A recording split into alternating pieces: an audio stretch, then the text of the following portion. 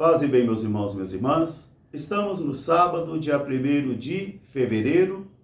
Hoje a igreja celebra a festa de Santa Brígida, patrona da Irlanda, e ela viveu no século VI. O nosso evangelho é retirado do livro de Marcos, capítulo 4, versículos de 35 a 41. Naquele dia, disse Jesus aos seus discípulos: vamos para a outro lado da margem. Eles começaram a despedir-se da multidão e levaram Jesus do modo como ele estava naquela barca. Muitas outras barcas estavam ali também presentes. De repente, eis que abateu sobre as barcas uma ventania muito forte, de modo que o vento era contrário e jogava água sobre os barcos, e as barcas começaram a encher-se. Os discípulos ficaram muito apavorados. Porém, Jesus dormia na parte de trás de uma barca sobre um travesseiro. Os discípulos foram até ele e disseram: Mestre, estamos perecendo e não te preocupas com isto? Jesus levantou e ordenou ao mar: cala-te, silêncio. E depois disse aos discípulos: por que tendes medo? Por que não tendes fé? Naquele momento, uma grande calmaria baixou então sobre o lugar.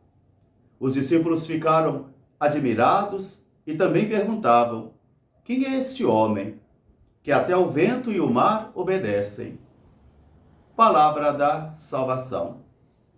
Meus irmãos, minhas irmãs, novamente estamos diante do mistério da palavra de Deus. E hoje todo o nosso evangelho vai falar sobre uma realidade que às vezes tem sido um tendão de Aquiles para a vida da igreja, para a vida de muitas pastorais e de muitos movimentos. Uma realidade chamada fé. A fé não vem pelo sangue do pai e da mãe. A fé não vem por tradição de família, as devoções sim. Mas a fé é encontro pessoal com o Senhor. É experiência pessoal com o Senhor. De modo que hoje, na primeira leitura ainda da carta aos Hebreus, o autor sagrado nos leva a visitar a vida de homens e mulheres que agiram movidos pela fé. De homens e mulheres que agiram esperando a fé. Abraão, Sara, Isaac, Jacó. E diz o nosso autor sagrado que todos eles não tinham certeza, eles eram movidos pela fé. Foi pela fé que Abraão deixou a sua terra e foi em direção a um desconhecido, que ele não sabia onde ia dar. Foi pela fé que Sara também, uma idosa e estéril, fora capaz de dar à luz um filho. Foi pela fé que também Isaac e Jacó também mantiveram a sua vida e a sua força e a sua esperança. Por isso, então, o autor sagrado nos convida, a mim e a você também, a permitirmos a fé, investirmos na fé, para que assim ela também possa nos guiar. Assim também ela possa nos sustentar nos momentos mais difíceis da vida, porque o ter fé não significa que não vamos ter sofrimentos, que não vamos experimentar fracassos, que não vamos experimentar as fraquezas humanas. Mas às vezes a fé vai ser aquela força invisível que vai nos impulsionar a caminharmos pelo caminho do medo. Principalmente quando estivermos mergulhados na desesperança, no pessimismo, na dor e na morte. É aí que nós vamos então ver como esteve o céu se abrindo e virmos Jesus sentado em sua glória. É aí que nós vamos ver o invisível. É aí que nós vamos nos deixar tocar pelo invisível. Realidade que somente um homem que passou pela experiência da noite da vida pode experimentar. Então agora nós vamos entrar na barca com Jesus no evangelho de hoje. Após aquele milagre da multiplicação dos pães, onde os discípulos não entenderam nada, não compreenderam nada, mesmo tendo visto, sendo testemunhas oculares da multiplicação dos pães, os discípulos ainda não sabem quem é Jesus.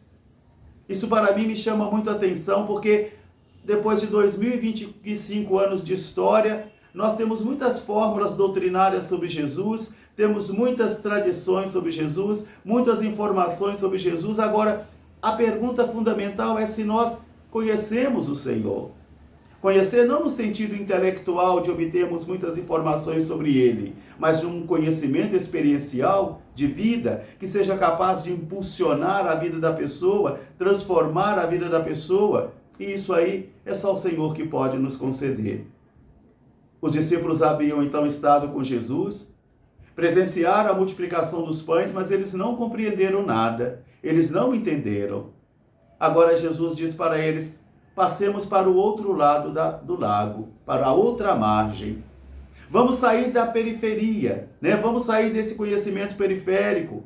Vamos sair desse conhecimento tão superficial e vamos para a outra margem. Vamos experimentar outra forma de conhecimento, outra forma de experiência, porque os discípulos vão descobrindo a identidade de Jesus pouco a pouco, como eu e você também. É pouco a pouco que vai sendo desvelado para mim e para você o mistério de Jesus de Nazaré.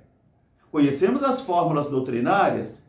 É o Filho de Deus, é a segunda pessoa da Santíssima Trindade, é o Redentor, é o Salvador, mas isso tudo até o diabo sabe. Agora, o que isso aí impacta em minha vida, em sua vida? Aqui que está o problema.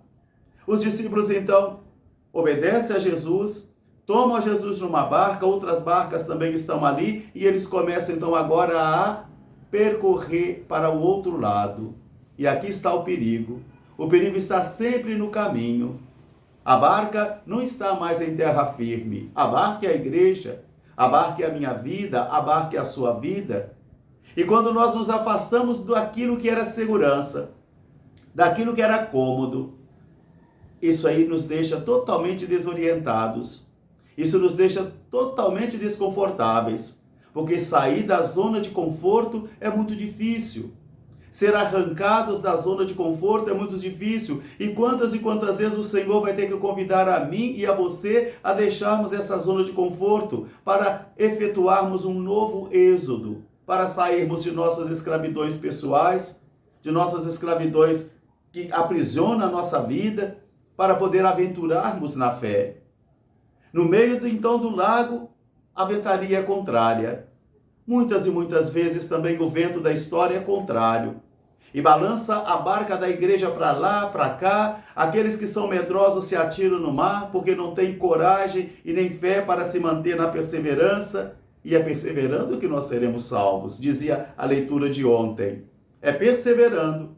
E a perseverança são as provas que vão manter em mim e em você a perseverança acesa. E o que vai garantir a nossa salvação é a perseverança até o último dia. Só será salvo quem perseverar até o fim.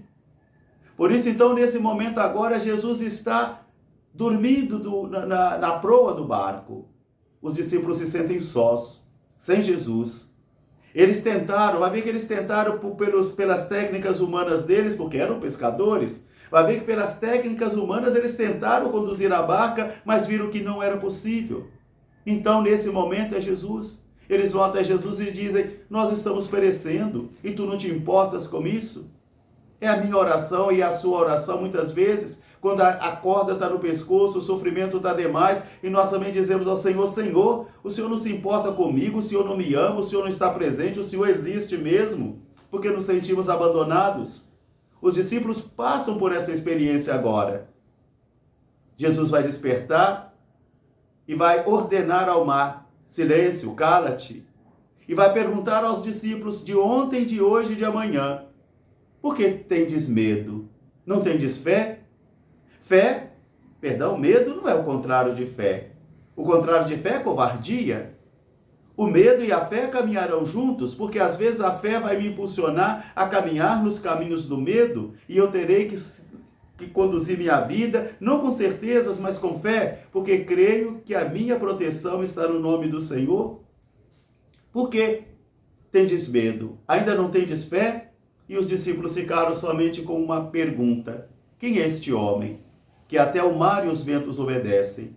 Meus irmãos, minhas irmãs, hoje a grande questão aqui é a fé, porque o mar da vida estará muitas vezes agitado, muitas vezes, e seremos balançados para lá e para cá, e só será salvo quem perseverar até o fim. Um grande fraterno abraço para todos, paz e bem, até amanhã se Deus quiser. Santa Brígida, rogai por nós. Faltam 3 dias, paz e bem.